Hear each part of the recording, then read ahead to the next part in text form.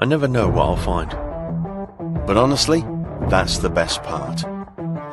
It might be something small, something forgotten, buried in the earth for decades or even centuries. But the second I uncover it, there's a rush, a thrill, because I know I've just brought a piece of the past back to life. Every discovery tells a story.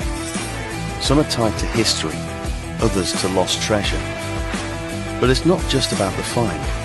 It's about the moment, that feeling, and sharing it with people who really understand the excitement. That's what makes this more than just a hobby. It's a passion, a connection, a community.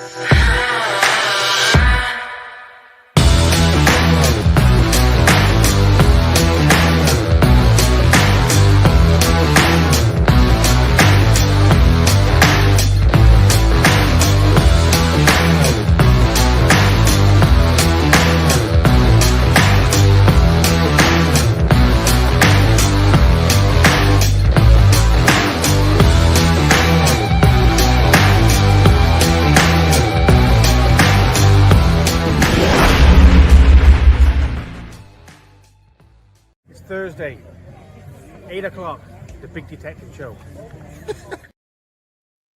It certainly is. And Adrian's been having a rave and smoke machines and everything going on in the background. Good evening, everybody, and good evening, Adrian. How the devil are you tonight? Got a new torch. Sorry. Good evening, Dave. Good evening, everyone. Yeah, got a new torch. Very excited about it. Do you know why I got a new torch? Because your other torch didn't work. Yes, and also we've got a lot of rallies coming up, haven't we? We got one this weekend. We got Rodney Cook this weekend rally, no frills, and we've got Detectable, and we've got Just Detect, and you all need a torch because and if you got another 2 Rodney Cooks. Yes, 2 Rodney Cooks, which have all sold out. And you know what it's like, Dave, when you need to go for a wee at 3 o'clock in the morning, you need a torch. I'm all right, mate. I use a Oasis bottle or a Lucozade bottle. Not when I'm sleeping in the front of your van. But that's a story. Which do you remember that? Do you know why we led with Mr. Stephen Pettican?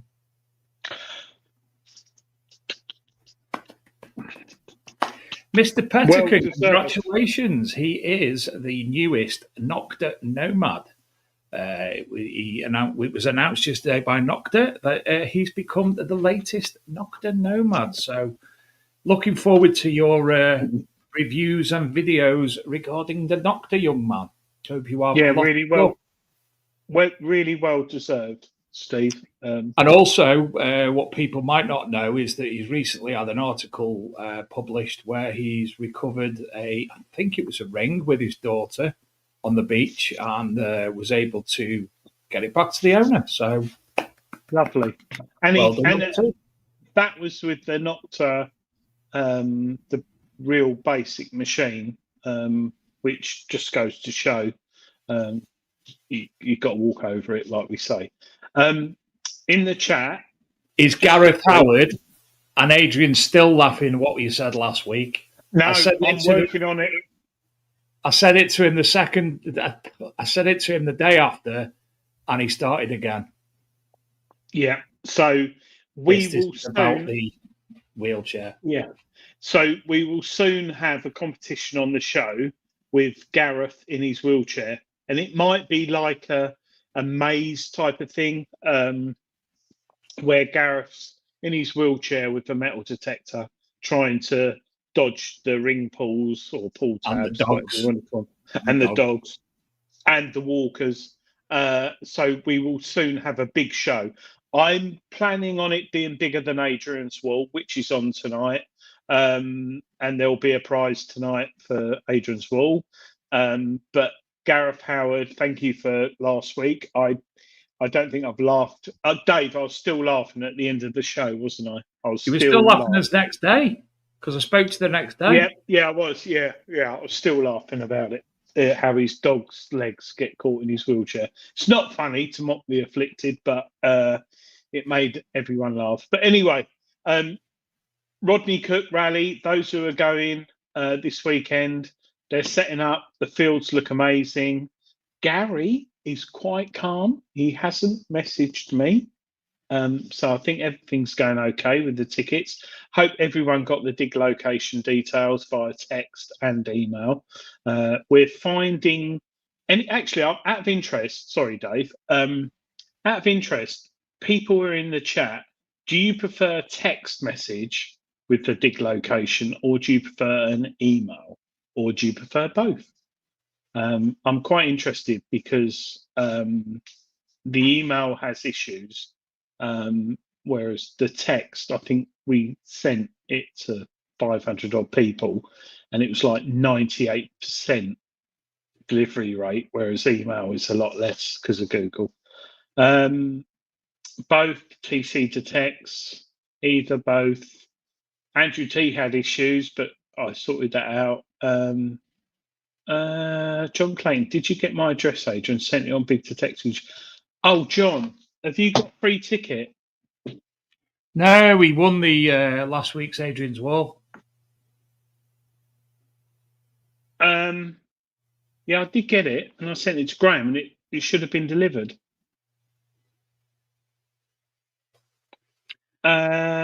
You're dial-up network again, mate. John, I did get your address, and you should have had the prize. Anyway. Shall we bring tonight's guest on? Because he's sat there. He's changed his background on his green screen. It's a different background than it was earlier. Ladies and gentlemen, we'd like to introduce you to Mr. Matt Jones of Digstock Events over in the US of A. Good evening, Matt. Good evening. How are you? Reasonable. How are you? It's hot here.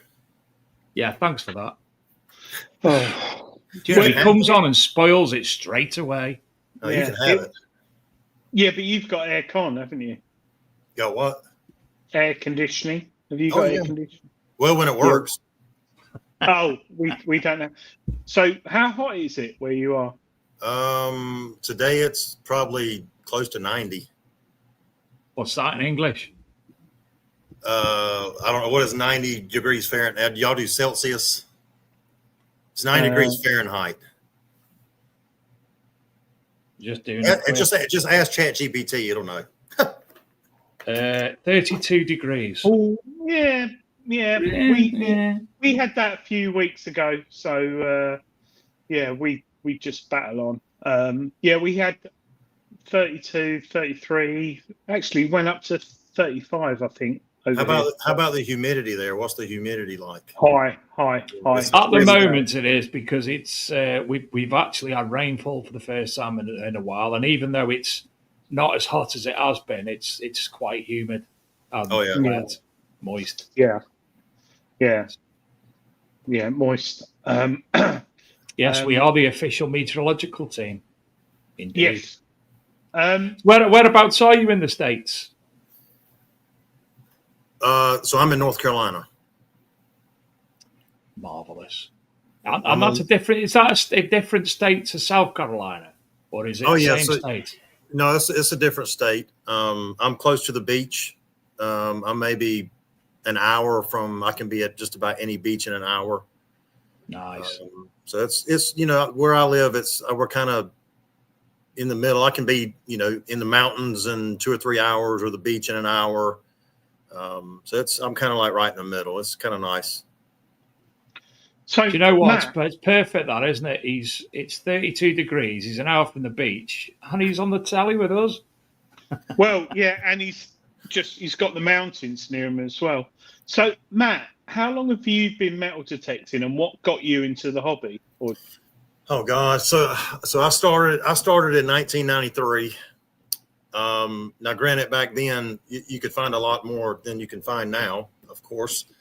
But so what actually got me started was my grandparents were remodeling a house that was on their farm, and they don't know when it was built. It was built sometime pre-1800, and so I'm 1993. Shit, I don't even know how old I was. I was 12, 13 years old, something like that. And my cousin and I crawled under the house, and there was a tobacco tin, shoved up under the foundation footers. And, we pull that tobacco tin out. We come out, and there was like $1,000 in Confederate money, stuffed in the tobacco tin. And, that really is what jump started it, so then I got a little, I think I had a Metrotech or like a Hungate's cheap, $10 detector. And then I just, moved up from there and been doing it ever since. And it's just been a very long, interesting passion.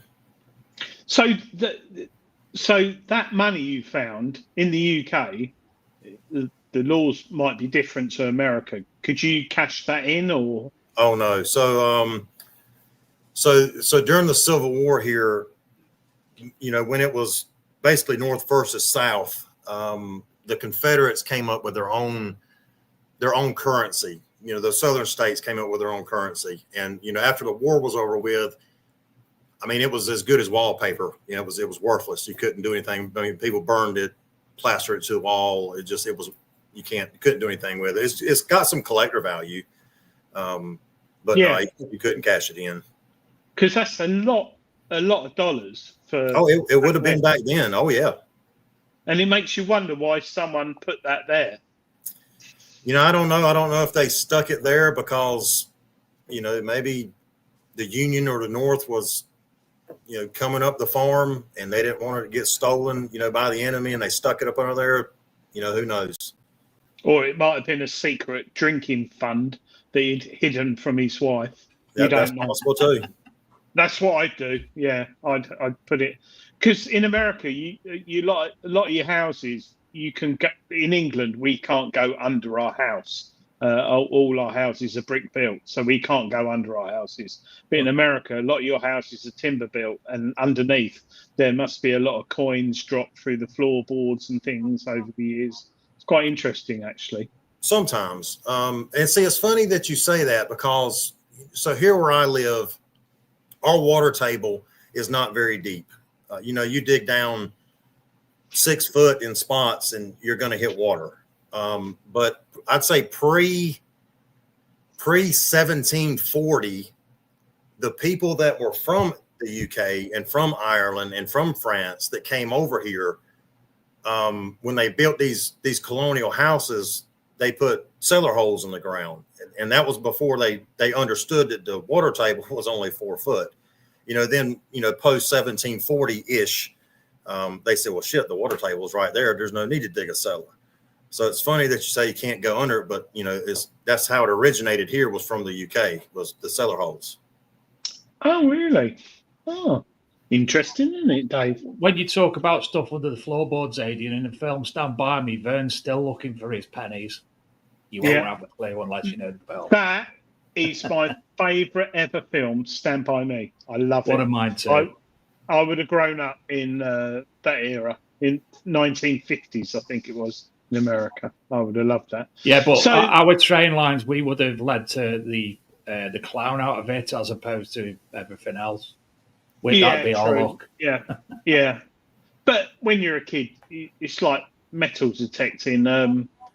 You're looking for things, aren't you? And like in Stand By Me, they're looking for a dead body. Sorry, Matt, we're going off the thing here. But as a kid, you're good. As a kid, like, you're always looking for the unexpected. So whether it a friend who's got a Ouija board, or a friend who's got a metal detector, or looking for a dead body or something, you want adventure. And I think metal detecting is, deep down for me anyway, it's that kid in us. We're constantly looking for things. Oh, absolutely. So, I've told people, for years, when you go to school and you're sitting in history class, and you open up a textbook, you can only learn but so much from that textbook. But when you go out in the field and you dig something and you're the first person to touch that item, in thousands of years, it just adds a whole new meaning to the word history. Yeah, massively. Yeah, I totally agree. So we're going to talk about Digstock tonight. So forget me if I'm wrong, but Digstock is America's biggest metal detecting event? That is correct. So where the hell and what happened there, and why did it happen? Well, it happened by a fluke. It started in 2019, 2020, and our first event. This was right when COVID was like super rampant. Nobody knew what COVID was going to do. And so we had our first event, and there was panic and social distancing and the masks and all that mess. And North Carolina didn't have any large event regulations. So we decided to send out an email to all of our guests and say, we will either refund your money or we'll roll you over to the next year, hoping that COVID is more under control. And 95% of them opted to roll over. And I think this was 2019. So then March of 2020, I secured a property that was, roughly 3,000 acres or so. And we still have hunts there now. They're just, they're Native American hunts. People come and look for Native American artifacts. And so we did that in March of 2020. We had 65 people or so. But it went so well, it just kind of went viral. So our sponsors came to us, our people came to us, and they said, you guys have got to keep doing this. You got to make it bigger and bigger and bigger. And so the next event we had that fall of 2020, we went from 250 to 600. And we had that one in upstate New York, right on the Canadian border. And then we kept growing from there. A typical Digstock event is 500 to 750 people, so give or take. We had our largest ever in March of 2023. That was right at 1,700 people there, with sponsors, guests, kids, paid participants, and all that. So it's just it's come a long way since its beginning, and here just recently, the 1st of August, the company has undergone a major reconstruction. And a lot has changed, and I'll touch on some of that tonight as we get into the chat. But we basically are just making, the website better. We're making it more user friendly. We're giving perks and benefits to our members, as to where before we couldn't really do that with the server that we were using. So. Yeah. So do you donate to charity? We do. So we haven't donated in a couple of years, but we did, you see the pink, we did the breast cancer awareness over here one year. We've done the Wounded Warrior Foundation several years running, for wounded vets. We've given money to a little outfit that takes handicapped children hunting, duck hunting or deer hunting or bird hunting,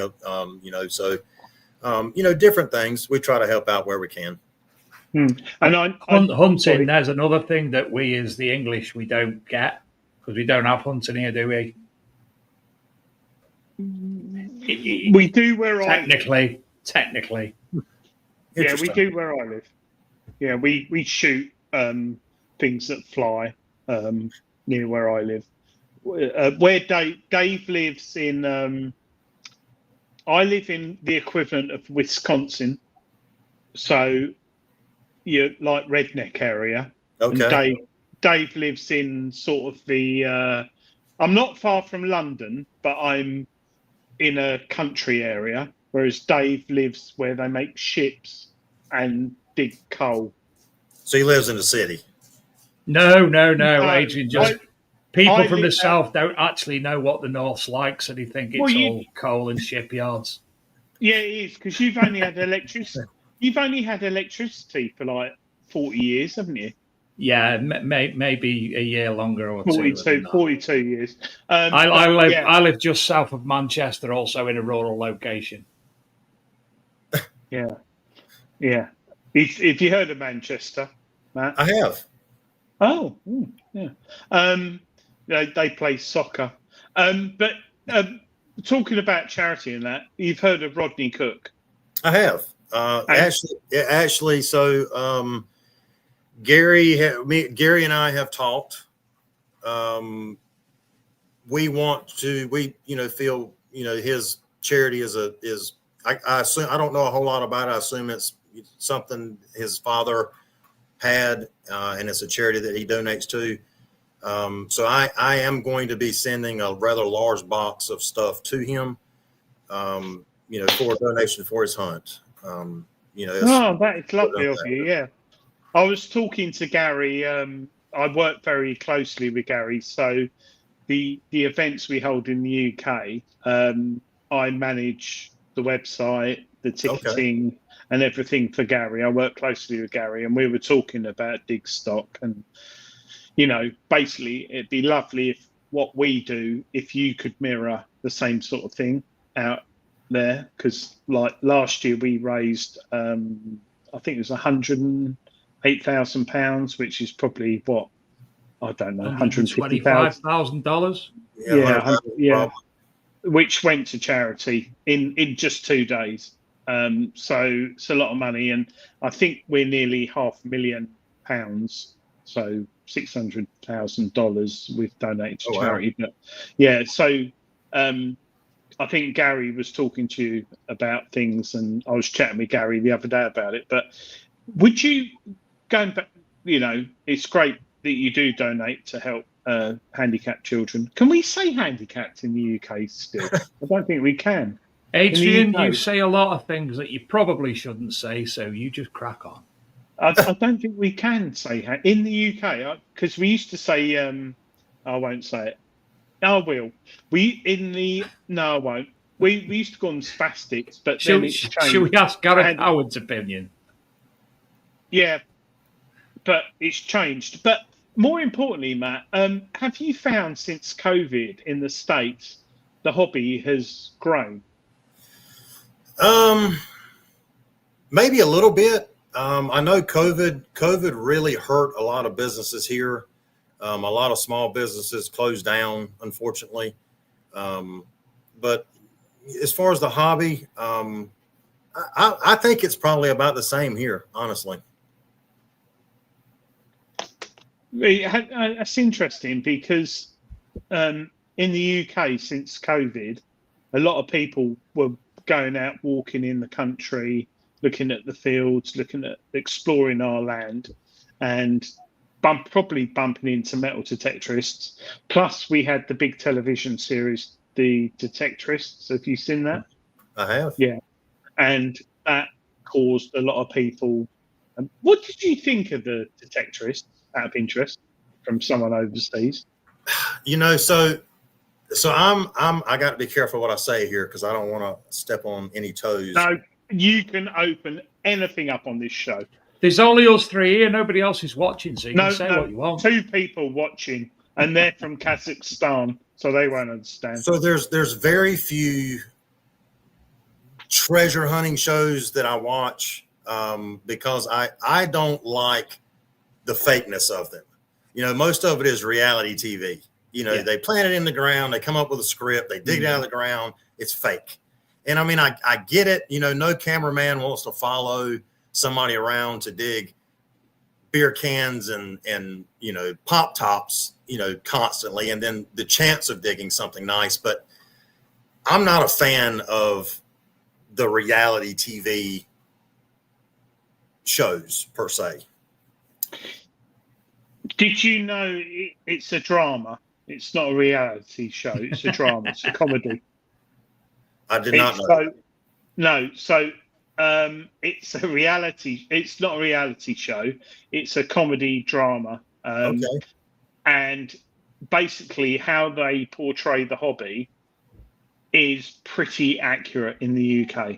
So absolutely, you can spend a day metal detecting and find ring pulls, trash, foil, and then you will find a Roman coin.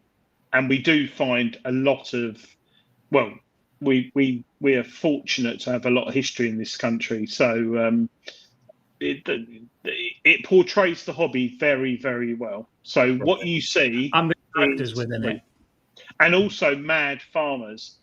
Your farmers, this is interesting because in America you've got a hell of a lot of land. There's a lot.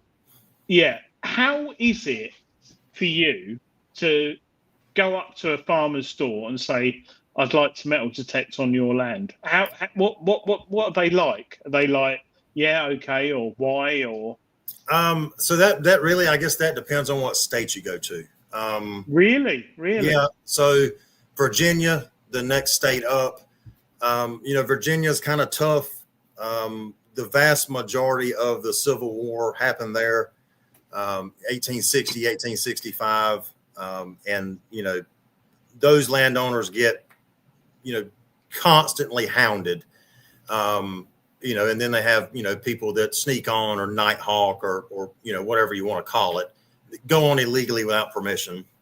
You know, and then they get a bitter taste. Sorry, you get nighthawkers in America? Oh, absolutely. Wow. Oh, absolutely. That never knew that. No, yeah, most of the farmers that I've run into, they genuinely don't really care. You'll run into one every once in a while, you know, that says, "Oh, I've got a detector in my closet, you know, and I want to do it," but he's 95 years old and you know he's never going to do it. You know, so you just have to kind of wait, you know, for the next generation to come along to ask permission.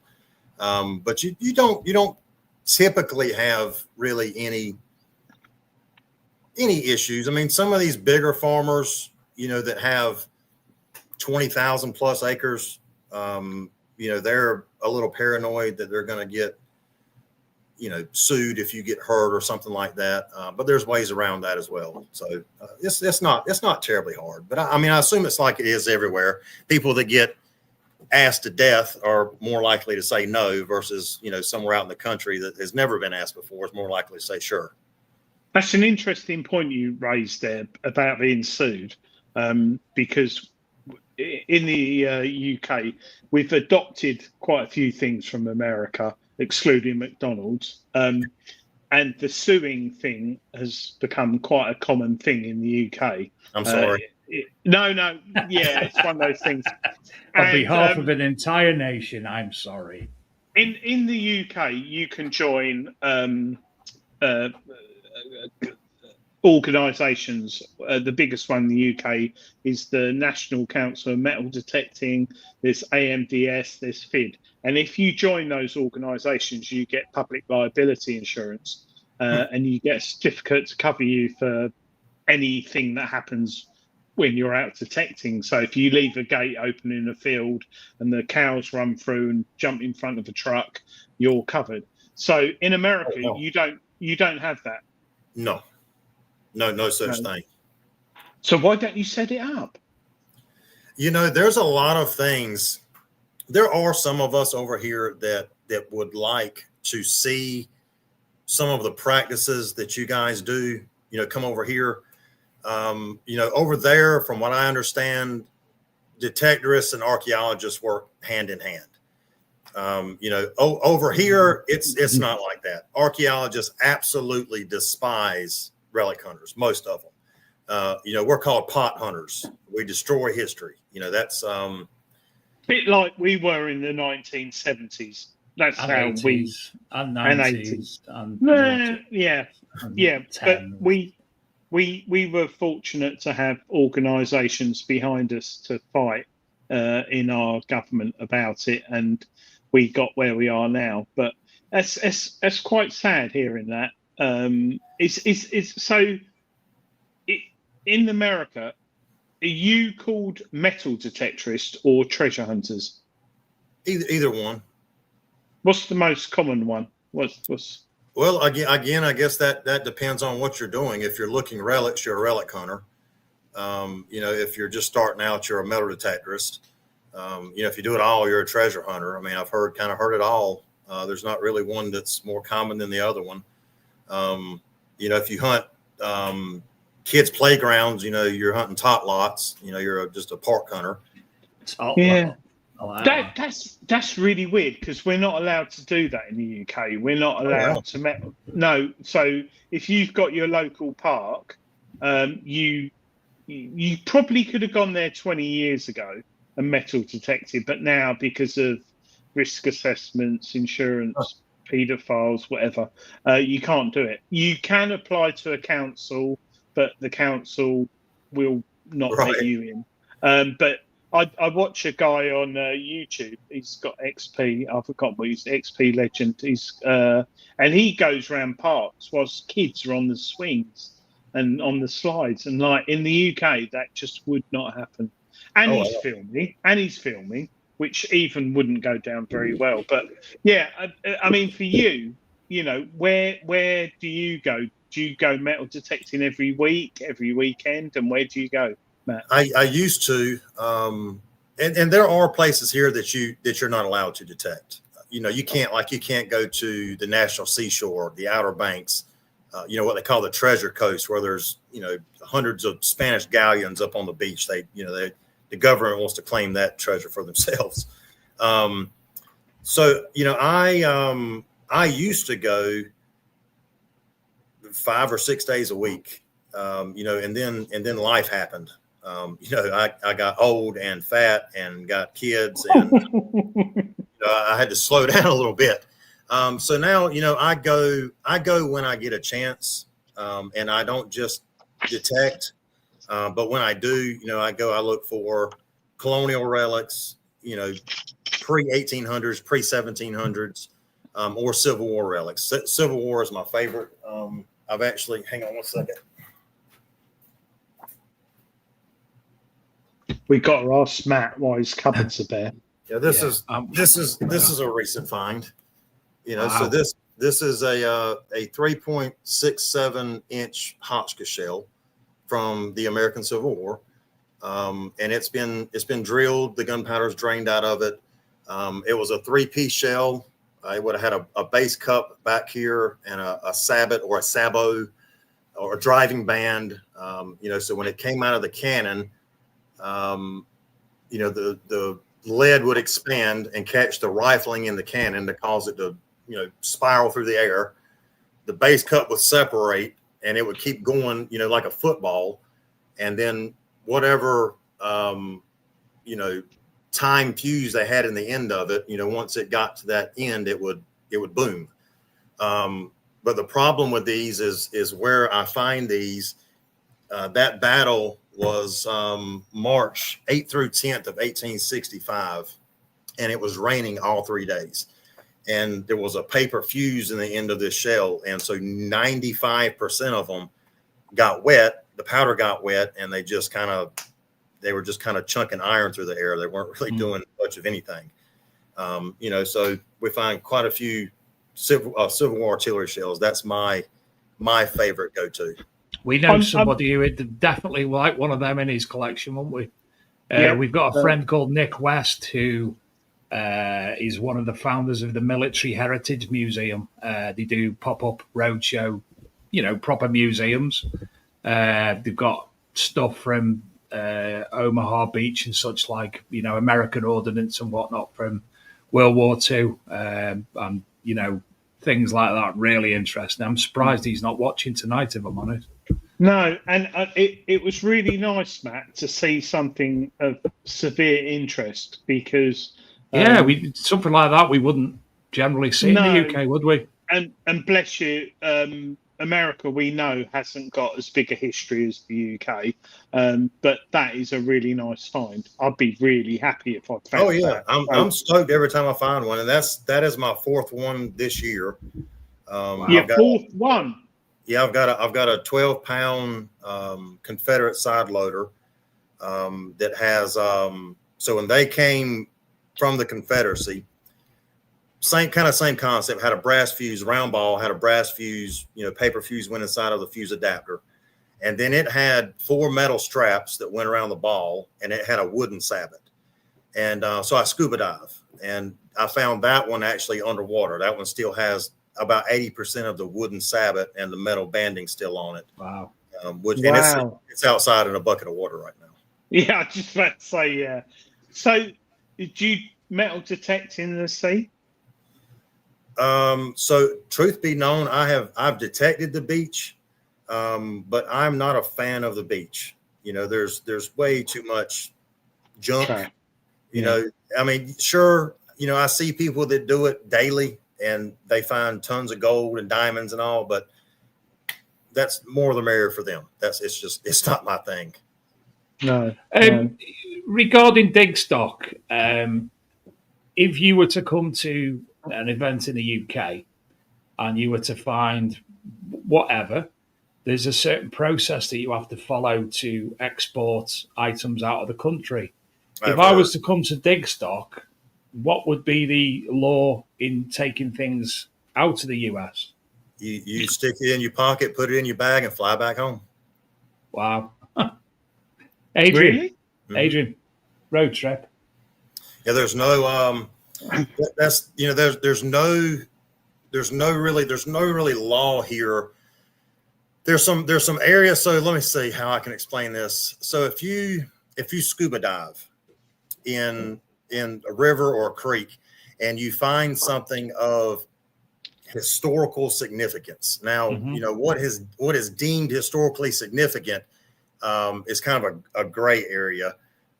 It's basically whatever, if you find something and post it online and the state says, oh, that's historically significant, then they have the right to take it from you.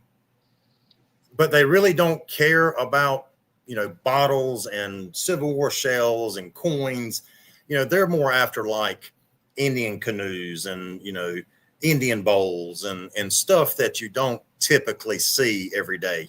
Now on land, if you're on private permission and you have, written consent to be there, whatever you find technically belongs to the landowner, but in our contracts for our events, we waive that right from the landowner. You know, we basically tell them anything anybody finds, it belongs to them. You waive consent to it.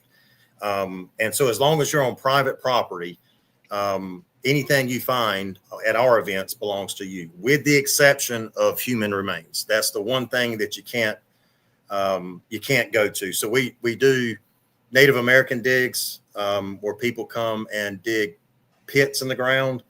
You know, they dig 4, 5, 6 foot holes, and they pull out, you know, arrowheads and spear points and banner stones and grinding bowls and, you know, stuff that was used 6, 7, 8, 10,000 years ago. And they get to keep all of that unless they happen to stumble on some human remains. You know, then it has to go to the state. State has to come in. You know, they'll exhume those bones or those bodies, and then we can resume. But human remains are, you know, I know some countries can sell that crap, but we're not one of them.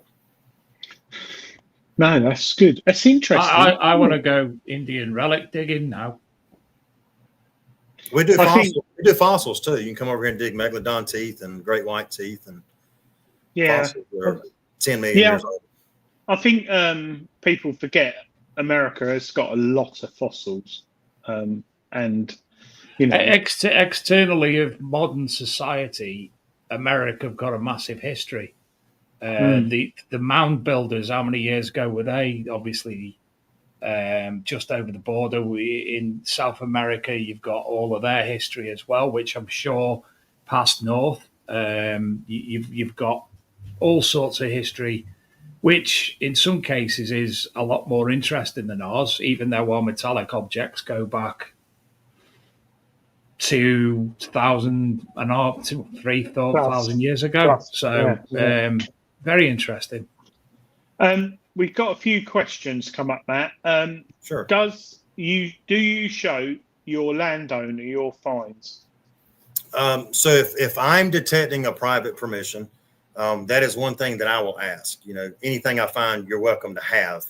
90% of them say they don't care. You know, they just want to see it. You know, and so I'll show it to them. They'll say, "Oh yeah, that's cool," and then, you know, I go about my way. Now for our events, as people start to find things, we ask them to bring it to our headquarters, and they put it in a large display case. They put their finds in this display case. They get a ticket for, you know, to win a free detector. And so, you know, after about the third day, when you have 750 people's finds in this display case, you know, the landowner will come up and look at it, take pictures and all, you know, and then people can come claim their stuff. So, you know, yeah, we'd show the landowner. Do you know, Adrian, that's actually a good point Matt's just made there, to encourage more people to bring their finds to the finds table, if you will, at events like Detectable and the Rodney Cook. They'll issue them a raffle ticket, you know, a 3-digit number in a yellow background or a blue background. They'll give them that, and then obviously they can retrieve them the next day. If they were actually to do that and they could win something, that would encourage more people to bring the finds forward. Well, see, the problem is, so when we first started this, we rode around the property, you know, we're taking pictures, you know, and we're seeing finds. But, you know, when people go to the headquarters to eat lunch, there are those that, you know, haven't found much. And it's like that at every event or every rally. You know, there's always some that just can't get their coil over something good. And so we started thinking, well, maybe we build a custom display case. You know, we got you know, Riker cases, glass top Riker cases. And we tell people, well, if you bring your finds, we'll securely lock them in our trailer overnight. Nobody will mess with them. We'll put your name on a name tag with your relics. And then as soon as you do that, we'll give you a raffle ticket, you know, every day that you bring finds. And, you know, they can put that raffle ticket in a bucket. Well, then after about 3 days, man, there's tens of thousands of finds out. And so it gives those people that haven't found anything hope, because they're like, good God, look at all this crap, you know? Yeah, actually, I'll tell you what, Matt, you've just opened up a can of worms there. Dave, Genius. I'll send you the bill. Yeah, don't worry. You've just made up for you apologising for the entirety of the United States. So don't you worry, that's gone now. We've got another question here from Matt. Have you ever uncovered It's not any from human... Matt, it's for Matt. Oh, for Matt. From It's from Christopher Graham. Have you ever uncovered any human remains on Civil War battle or skirmish fields? Only one time. Oh, one time in 30 years. Yep. I found 3 graves that nobody knew about. They were right on the edge of a creek. I assume they died in battle, and the commanding officer just dug a hole and pitched them in, kind of like a mass grave. And that was turned over to, the state. The state came and exhumed them and gave them, a proper burial. Wow. Thanks for that, Matt. At Will Wayne, he said, "Hi, Matt. Has Jace Robertson, Duck Dynasty, ever attended Digstock?" Yes. So Jace came to Digstock 5, the one we had March of 23. Wow. What was he like? All right? Yeah, he's a cool guy. Yeah. Cool. Blimey. Well done asking that question. So Digstock itself, back to that for a little bit. Obviously, there's all the finds that are in the ground naturally, but I know a big thing in the US is actually token hunts as well, where the land is seeded. Because why are you putting me on big screen? I'm not a big screen person. Because the finds only obviously fair if I got to go on the big screen, so do you. You're the guest. We throw me now. I don't know what I'm on about. With the fines in the US, obviously, potentially being less so than it would be in the UK at an event. There's a lot of seeded hunts where they'll. I know there was an event a couple of years ago. One of our colleagues, Graham Dempsey, sent a load of mixed finds, especially Roman bronzes, over to the American to seed in the land for them to find themselves. Is Digstock seeded or both? Or get me off! It's doing me head in that. Get me off! No. So in the beginning, we did a couple of advertised seeded hunts where we would seed, some silvers and tokens and buttons and all that. But it's too much headache, to be honest. And then you have people that are better than others. You have some that are younger and older, some that find more than others. And it was too much drama. So, we've cut out, we don't do seeded hunts anymore. All of our events are all natural. So when you come to one of our events, what's in the ground is what you find. Now, the only difference, and I can't go into full detail because I can't give away all my trade secrets here, but we do very extensive research on every property that we lease. And we have a very unique map system that we use that we send out to our participants. They get a link on their phone that they can open up via, Google Maps. And it has, the property outlined, where they can and can't go. It has any homes or barns or equipment, storage units, out of bounds. Each field is numbered in case there's a medical emergency, so we'll know how to get to you. And then there's the research. So used to, there would be like a red pin that would signify an 1840s home site. But now we have 2 people that are doing are making our new maps. So now when you click on a pin, it shows you the date of the home site or whatever that was there. It gives you an image of the map that we pulled that from.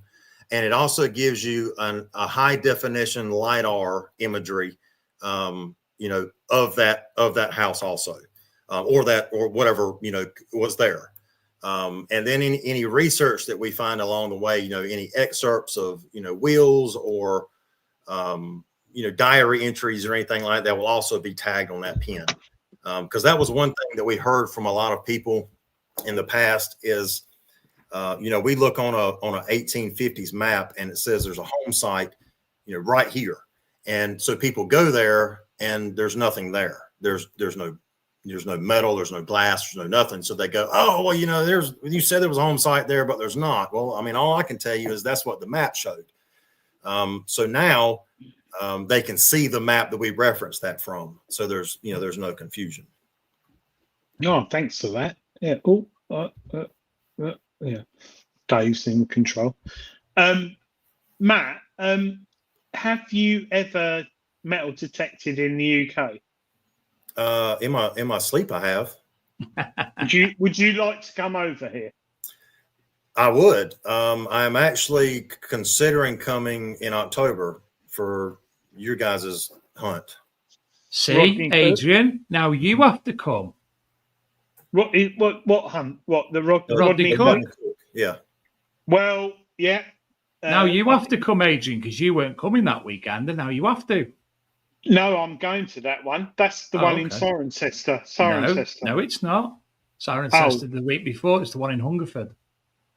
Oh, well, I'm going to that one in October. But yeah, I tell you what, Matt, if you come over, you will unearth some amazing artifacts in the Rodney Cook. Everyone does. I think out of all the rallies, they're all good. We have a big one called Detectival next weekend. That is really good as well. They're all good. But I think what the big thing is the social side of it. Is a bar, barbecues, food, and everything. Sure. It's really good. And I think if you were to find a hammer coin from like 1192. No, yeah, 1192. You'd be quite happy with that, wouldn't you? And your chance of finding that is quite high. So, I think it's worth it. And what are flights? $500 return, $600. Probably something like that. It's not a lot, is it? Really? And I'm sure Gary would look after you. Me and Dave will look after you. I think. The thing I've never ever metal detected in America, I hope to one day, but when you walk over our ground, can you imagine 2,000 plus years of history? There's iron, there's aluminium, there's silver, there's gold. Have you ever found gold, Matt? Well, I have found gold, but I have not dug gold. I've stood on gold and watched people dig it under my feet because I was running my mouth. Long story short, I was in across the U.S. Hunting 1850s U.S. Army Dragoon camps, giant cow pasture. We kind of got separated and lost. I come up on this creek, and I'm standing there, and my friends are on the other side, and they're digging, bullets and buttons and coins and all. And so I'm just sitting there flapping my jaws. And I said, well, if there's stuff over there, there's got to be stuff over here. So I turn on my machine, and like seeing them pulling stuff left and right got the best of me. So I hop across the creek and I start digging with them. So about 10 minutes later, the other friend that was with us came up, and he was standing right where I was standing. And he said the same thing. He said, well, if there's shit over there, there's got to be stuff over here. And, right where I was standing, he dug a $10 gold coin. And then, we've had a couple of gold coins dug at our events. But I've not been fortunate enough yet to find gold. I found gold rings, but not a gold coin. It's gold. It's gold. It is. It's gold. Yeah. The other question we've got in the chat is what metal detector do you use? So I swing several. I'm kind of a firm believer that there's no really one machine that is good for everything. If you go to, shoot a moose, you're not going to take a Red Ryder BB gun. And I kind of reference that to, detecting. I think if you're, in a heavily iron infested home site, the Deus 2 is a good choice. If you're looking for, Civil War artillery, old school stuff, Technetics T2 or anything Mind Lab is good. If you're on the beach, a different detector. So, I mean, I kind of use them all. I have 9 or 10. So I don't really have... You have the same philosophy, Adrian, what you feel's right for that particular job, don't you? Yeah. So, Matt, so I... Hold on a minute. Just one moment. Just one moment. He may be rubbish at jokes, but Adrian joins the team as one of the most experienced field testers in the world. In the world. World's greatest field tester. So ignore that. That was I don't know what it was, a YouTube video. But I write for Treasure Hunting magazine, and I'm a field tester for them. So we're the biggest selling metal detecting magazine in the UK. Okay. And a bit of a plug there. And we actually... And stop press, we have some big news for Treasure Hunting magazine. A little bit later. Wait on that. Yeah. So we send a lot of our magazines to the US every week. A lot of people buy it. And we have a lot of people from the US write articles and stuff like that. So I produce the magazine, I design it, lay it out with the editor, but at the same time I'm a field tester. So I've got 24 metal detectors, I think, last count. So I've got your Noctas, your Mind Lab, your Garrett's, I've got your I've got 2, Adrian. Golden Mask, 3. Yeah. So, and I have had my best finds with some low-end machines. Oh, me too. Yeah. And I'm very fortunate. I can take my pick. So if I've got quite a bit of land in the UK that I detect on, and depending on what field, I pick the right machine for that field. And occasionally, like if I'm testing one out, I will take it on different fields, different permissions, and see how they perform. But if I am not testing a machine and I'm going out and I'm going on that field, heavily iron infested, heavily saturated, clay soil, heavy sand, I will take a certain machine. And they could be non-multi-frequency machines, single VLF, and I find good things with them. But it's a bit like cars, isn't it? You know, they all get you from A to B, but you just got to walk over it.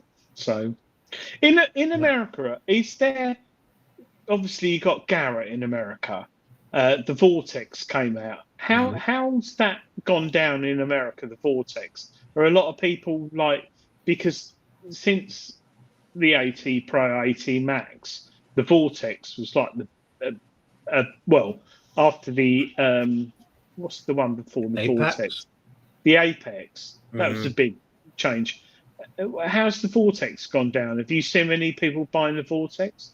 Yeah, I mean, I think it's I think there's good and bad reviews on it. Some people say they're full of bugs, and then I hear other people say they love it. And I think it's just like any other machine. Some people, they raved about the Mind Lab Manicore, for a while. Nobody could get it. It was on back order everywhere. Now everybody's got it. Nobody wants it. So it's just like a new car. A new car comes out. They, oh, you want one? I've got one. Oh, I hear you. Oh, it's that time, Dave. Unfortunately, it is that time. Oh, tell Matt. It's 9 o'clock, Matt. And I'm telling you slowly because somebody isn't ready. We do a weekly quiz on the show called Adrian's Wall. Not Hadrian's Wall, Adrian's Wall. And you ready? Yeah. So you'll get to you'll get to choose the numbers momentarily, and I will monitor the guests. But in the meantime,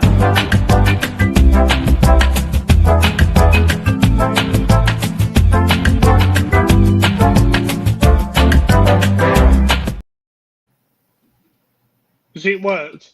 It's worked. Right. Do me a favour though, Adrian. Don't reveal the answer. No, I won't.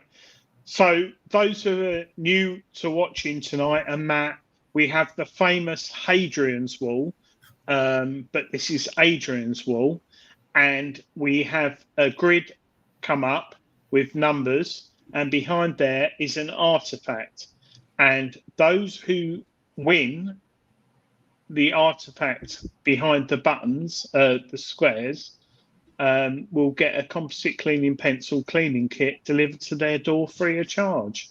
If you're not aware of the composite cleaning pencil field kit, go to cleaningpencil.com and you will see it's the best metal detecting tool in the field. Matt, anyway, we will introduce you to Graham who is the owner of the composite cleaning pencil. And you can view all his wide range of products and get all excited. We'll introduce you to him in October. Yeah, he's really good. Right. And I am not accepting any answers until Matt has issued the first number. No Matt, one will get this. Over to you, Matt. You want me to pick a number? Yes, please. Yeah. Let's go with number 14. So what this is, Matt, this will reveal an image, obviously bit by bit, and people have to guess what the find is. Now, we've got in this country the Portable Antiquity Scheme, which logs everything that people send to them as finds or see the finds. So is it a piece of paper?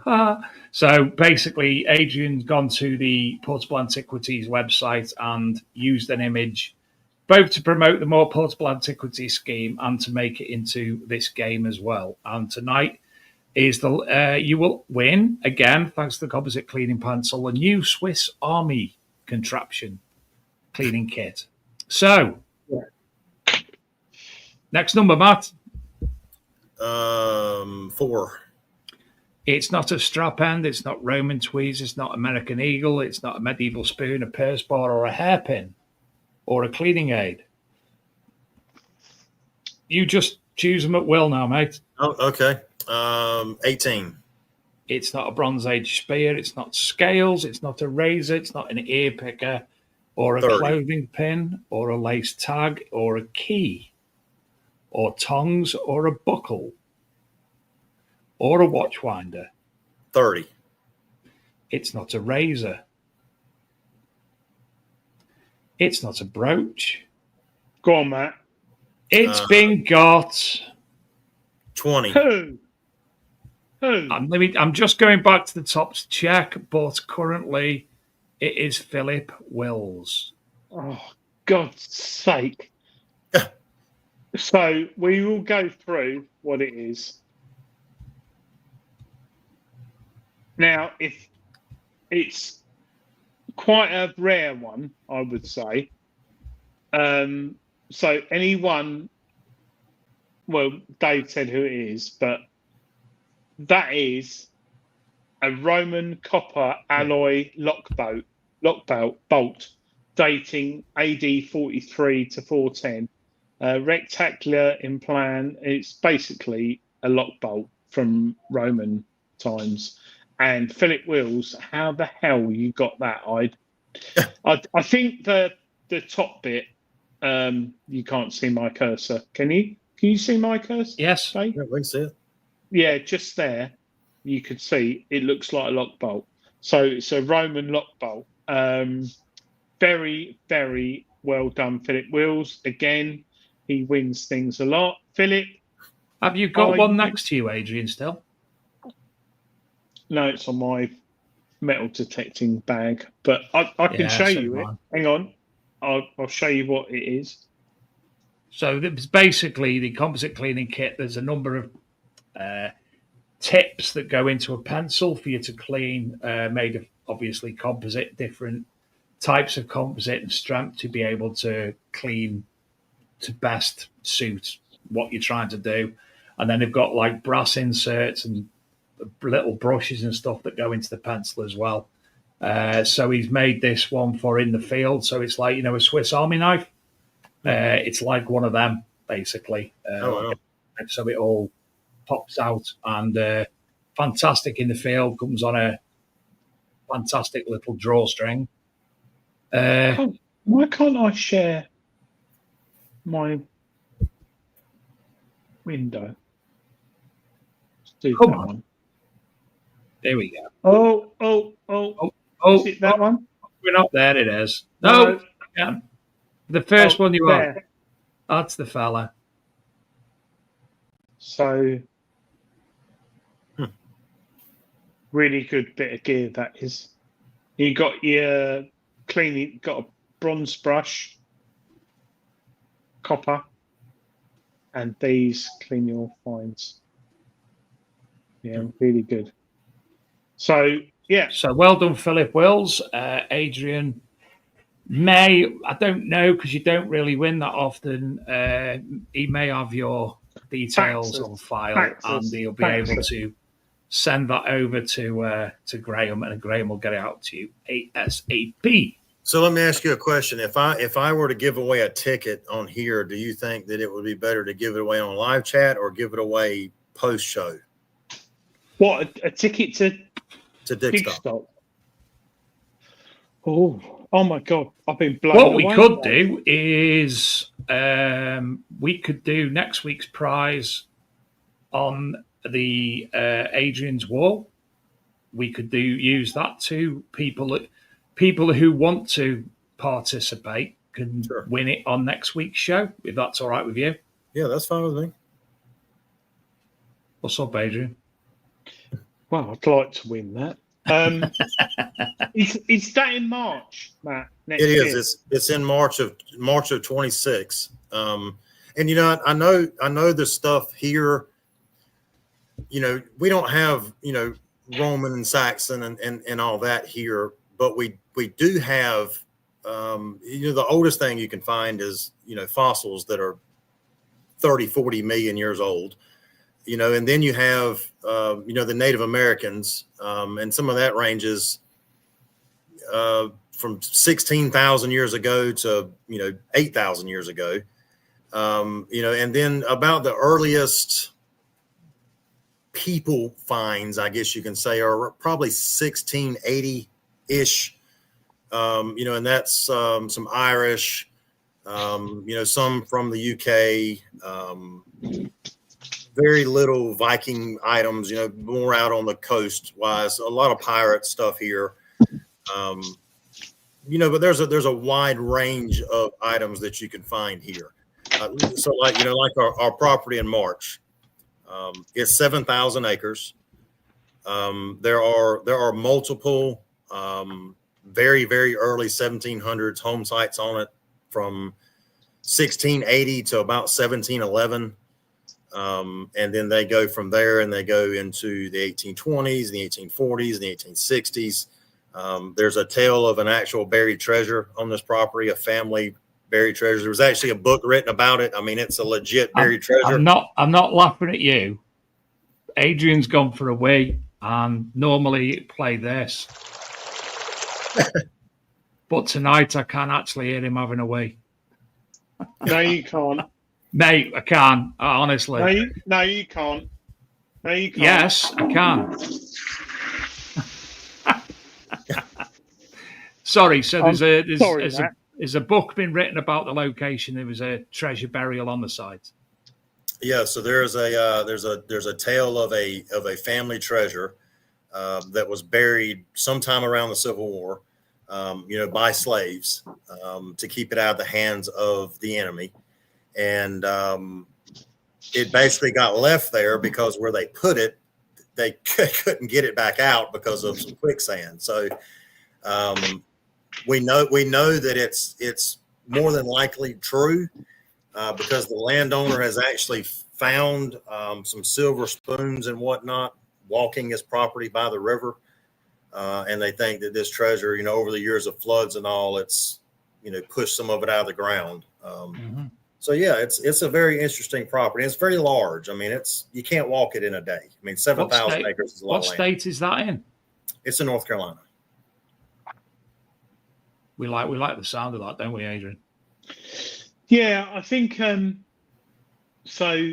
Matt, in the UK, we do have a lot of history, but we have a lot of fields that don't have anything on. And for me, Sure. We call it winkle picking. Do you know what a winkle is? No. Well, it could be a gentleman's thing in English language, a penis. Okay. But it isn't. It's a shell, a very small seafish shell, and you pick a winkle out, and it's very small and hard to find. But when you're metal detecting, you winkle out the really small artifacts in an iron infested site or trash site. And the way I look at it, America is like that. It's like you've got 1,000-acre field and you might not find anything for 3, 4, 5 hours, 6 hours, but you might find the one thing. It could be a dime. It could be anything. And for me, I quite like that discovery of finding something different. Yeah, it's different. Sure. Because for me, I think it'd be the experience. You know, the smell, the sounds, the land, the views, from everything that we see in the UK, to experience something different in the US would be an experience in itself. I think I know you've been in talks with Gary Cook, Matt, haven't you? Mm-hmm. And there's a few things in the background going on, but eventually you'd love to come to the UK. And if I could say to you, could you pick 20 metal detectorists who'd like to come to the UK to metal detect, would they be really keen in doing that? Yeah, probably. Yeah, because they'd fill their finds pouches up more than your cupboards. What's going on with your Why cupboards? are your cupboards got nothing in them? Yeah, why are your cupboards got nothing in them? Because I'm moving. Oh, right. So not only are you organising a biggest event of its type in the US, not only are you not going to the beach today when it's hot and you're on the TV with us, but you're also moving. I'd rather be here with you guys. So nice. Oh, Dave, look. We've never had anything as nice as that. Thank you, JP Cars. Yeah. I don't need a car yet. Very peculiar person, you. If you want an advert, you can contact us and we'll put an advert for JP Cars up. Matt, so if I said to you, what would be the best thing that could come out of a metal detector in the next year? What would you choose? Oh, God. I would like to see... I'd like to see two things, actually. I'd like to see XP come out with a hockey puck coil, one that's, about the size, 5 inches or so, 4 inches, a little bitty one, like a sniper. Yeah, good call, actually. Really good call. I'd like to see XP come out with that. And I would like to see somebody come out with a discriminating PI machine, a discriminating pulse induction. And I've heard through the grapevine of some companies that are working on that. But I haven't seen anything yet. Yeah. Talking of I companies, can't say so much. Talking of companies coming out with new products, Adrian won't be with us next week. Fortunately, I will be, because I can't attend due to work.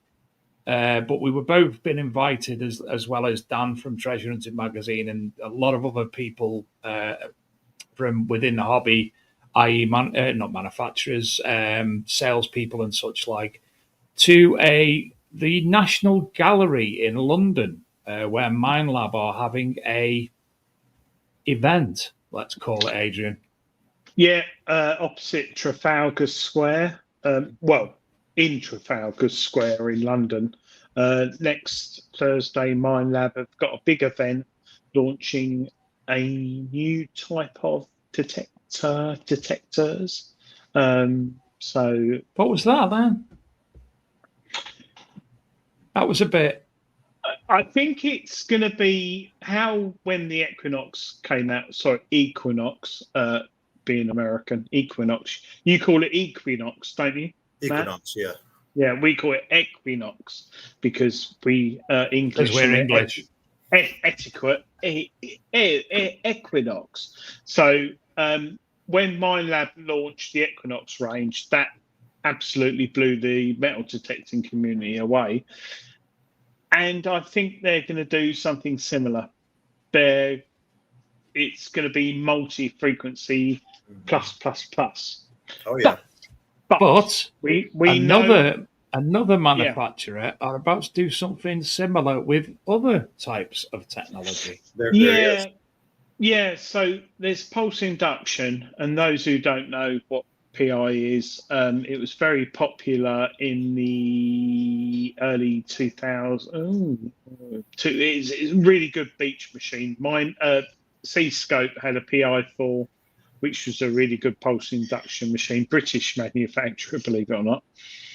But you can mix that with other technologies, and I'm really, really, really excited because there's another manufacturer bringing that out. And there's also another manufacturer working on something at the moment, which might come out this year.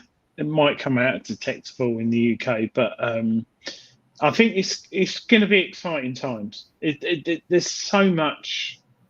I think in the last 5 years, 5 years, since the advent of multi-frequency and all the things going on, we've had so many machines. Oh, absolutely. I think it is actually 5 or 6 years. It's gone crazy, gone absolutely crazy. And it's all good for the hobby because one competitor's marketing against one, the other one, and the price has come down. It's so cheap now. I mean, you can buy Nox 700, or if you can get one, Nox 800 now, it's really good value. Nox a Legend, really good price. Garrett's everything's come down in price, whereas our average grocery shop, I think everything's going up in price in the UK due to the tariffs and everything. Metal detectors is actually coming down a little bit. Actually, Matt, out of interest, how much are 6 eggs in the US? Well, I don't know. I haven't bought eggs in a while. I'd say, I don't know, $3 or $4, I guess. That's expensive. That is expensive. Really, our local farm driving out of Congleton in £1.50, so $2. Yeah, and that's an animal shitting something. How much is a pack of cigarettes in the UK? $2. Oh my God! No, it's not. No, it's not. It's probably about $13, $14. No, now. more than that. That's about the same here. No, $25. So Benson and Hedges 20 gold. I saw the other day £22. Wow, didn't realise that. So what's that? $25, $26 for 20 cigarettes? Expensive. Yeah. Do you smoke, Matt? I vape. I don't smoke. I used to smoke, but I don't smoke anymore. Yeah, I don't vape. I don't smoke anymore. What type of fuel is your car? Diesel or petrol? So I have a diesel truck. So a litre of diesel is currently about $2 a litre. Oh wow! Yeah. It's about $5 a gallon here. It's expensive. Wow, that's cheaper than us. Yeah, it takes me about $140 to fill up. Let's see. But his pickup truck, his fuel tank's the size of our car. Yeah. Yeah. Matt, have you got a gun? Yeah, I've got several guns. It takes about 106 pounds to fill my truck up. And how many gallons is it? 30 gallons. I wish we still used gallons. But they all changed. They went to litres, and I've never understood it since. So 3 litres is the equivalent of a gallon. No, nearly 4 litres. So it'd be 4 liters. Yeah. And how many gallons? 30. Jesus, that's cheap. That's really cheap. Yeah. So Matt, do you carry a gun? I do. Oh, that calls that. Yeah. What, a handgun? There's too many crazy people in this world not to carry protection. Oh, don't put me on the big screen. I carry a condom. I hear you. That's a good thing to have. Yeah, that's about the bigger protection you can have in the UK. Or stand behind me. John Clayton, sorry, it's just about metal detecting, but I love talking about overseas. So 50 grams of tobacco is £43.50 here in the UK. Wow. So that is the equivalent to, I think, 100 cigarettes, I think. Yeah, so we grow tobacco here. I mean, there's a tobacco field behind my house right now. What? Yeah, we grow tobacco, cotton, corn, soybeans, peanuts, pumpkins, onions, wheat, kind of a wide range of things. And they grow steak. We won't talk about who picks your cotton. Or Adrian, anything, I never knew this either. James Barnes says a US gallon is 7/8 of our gallon. So the US gallon is smaller than our gallon. Never knew that. No, I didn't know that. And James Barnes knows things. Why have a difference in gallons from America to the UK? What is the point of that? So, do you smoke your own tobacco? No, I would go to the store and buy it when I did smoke, but I don't smoke anymore. Right. She grow peanuts, pumpkins, cotton. Mm-hmm. You grow cotton? Well, yeah, we won't talk about cotton because that could get political. Yeah, let's not go there. No. No. So at Digstock, Matt, obviously there's a lot of sponsors. Would you like to give a shout out to some of them? I know there's got to be a lot, and you won't remember them all, but at least then people will know. I'd like to do the biggest ones. Garrett, Nota, XP, Mind Lab. There are our biggest sponsors. They come to all of our events, and they do a phenomenal job. They always bring, somebody high up on the chain, to the events, that's a little, more in power than I am. So it's a good time. A lot of big YouTubers. I'm sure Aqua Chigger, Bo. He's come over and did the River Treasure. He's a good friend of mine. He comes to most all of our events. The Big Detecting Show, International Detectorist of the Year, 2023. Oh wow! He won an award. Yeah, we met him, didn't we, Dave? He's a lovely bloke. Lovely bloke, yeah. Yeah, really nice guy. Yeah, Bo's good people. Yeah. Who are the other ones we met from Garrett? KG and Ringy. Oh yeah, KG and Ringy. Yeah, they're good people. Yeah, they were really funny actually. Yeah, Ringy's a bit mental, but yeah, they're really nice guys.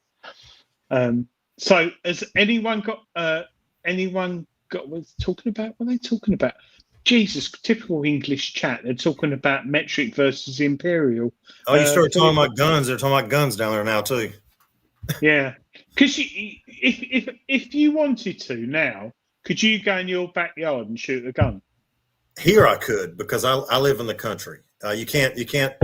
Not that I know of. I don't think you can fire a weapon in city limits. But outside of city limits, as long as it's safely done, sure. Love that. Dave, Philip Will said spin the wheel. Have we got We've only got 4 minutes left, unfortunately. So, Matt's more than welcome to come back anytime he wants and discuss the event before, after, etc., etc. So don't worry about that. We can. Plus, Adrian needs to rewrite the questions because some of them are just like age appropriate. Well, it might confuse our overseas clientele. Matt, I really appreciate you offering a ticket to Digstock. That's really nice of you, mate.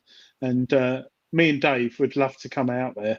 And maybe we might have a little chat, Dave.